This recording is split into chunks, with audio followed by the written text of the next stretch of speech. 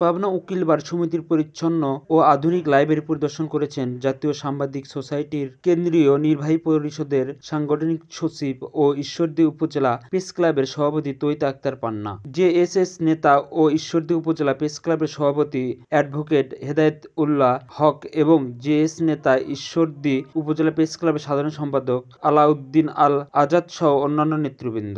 Senior advocate Abdul রশিদের আমন্ত্রণে বৃহস্পতিবার দুপুরে নাট্যপ্রয়ক্তিত্ব তৈত আক্তার পান্না নেতৃত্বে কয়েকজন শীর্ষস্থানীয় সাংবাদিক ও জেএসএস নেতৃবৃন্দ লাইব্রেরি পরিদর্শন করেন। পরিদর্শনকালে সাংবাদিক নেতৃবৃন্দ ঢাকার বাহিরের রাজশাহী বিভাগের পাবনা উকিল বার লাইব্রেরিটির আকার পরিচ্ছন্ন পরিবেশ পরিপাটি করে অসংখ্য গুরুত্বপূর্ণ বিভিন্ন প্রকার আইন বিষয়ক বই, আইনজীবীদের স্টাডির জন্য উন্নত মানের টেবিল চেয়ার সাজানো দেখে প্রশংসা করেন। বিভিন্ন প্রশ্নের জবাবে উকিল বার সমিতির সদস্য অ্যাডভোকেট হেদায়েত উল্লাহ হক জানান, ঢাকার বাইরে পাবনা উকিল বার লাইব্রেরিটি উত্তরবঙ্গের মধ্যে সবচেয়ে বড় এবং আধুনিক প্রযুক্তিতে সাজানো থাকায় মাঝে মধ্যে বিভিন্ন ব্যক্তিরা পরিদর্শনে এসে হৃদয়গ্রাহী লাইব্রেরিটির প্রশংসা করে থাকেন। পরে সাংবাদিক নেতৃবৃন্দের সাথে উকিল বার সমিতির সামনে অ্যাডভোকেট কাজী সাইদুর রহমান, সিনিয়র অ্যাডভোকেট হাসান সহ অন্যান্য উকিলরা ফটো সেশনে অংশ নেন।